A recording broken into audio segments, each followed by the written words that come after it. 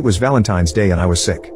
Fever, chills, fatigue, nausea, and general misery had kept me home for the day. I'm in the medical field myself and it seemed that the entire region was currently decimated by this year's influenza strain, so no biggie. That weird twinge in my side that started a few days ago was probably a pulled muscle from too many back stretches at the dance studio, right? I had shrugged it off, but now it legitimately hurt with every step I took.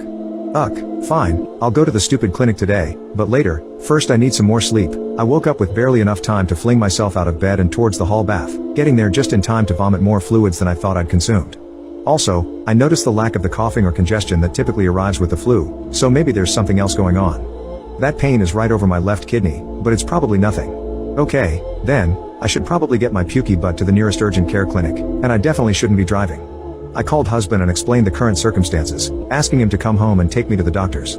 Because I'm a stubborn paramedic who hates it when people go directly to the hospital's emergency room for ridiculously minor things, I went to an urgent care clinic near my house.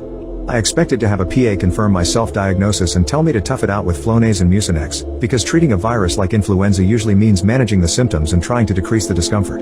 The PA took a quick look at me and told me to go to the ER. As is my wont, I protested, but she was serious enough that I was actually considering going. I finally agreed to go just to make husband more comfortable with the situation, but I fully expected that this was a waste of time and hours of my life I'd never get back.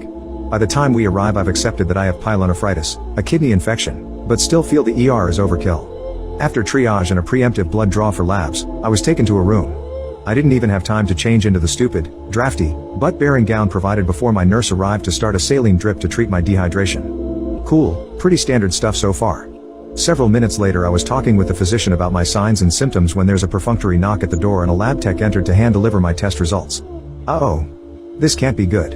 I watch her eyes widen as she reads the CBC values, and then she announces, "Yeah, we're gonna be keeping you overnight." She then orders a second 4-line, hardcore painkillers, and a massive dose of 4 antibiotics and leaves me trying to figure out what just happened through a pain and narcotic haze. Well, okay, it is around 8 in the evening at this point, so overnight observation seems reasonable. I expect a patient transport tech to come fetch me and take me upstairs to a general medical ward. Instead, an RN starts to wheel my bed towards the elevator, which is really weird. Nurses usually have better things to do than move patients between wards.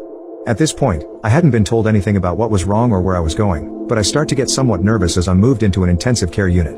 I rationalize this by telling myself that they must be out of general med/surge beds and so I'm being put into this room as overflow.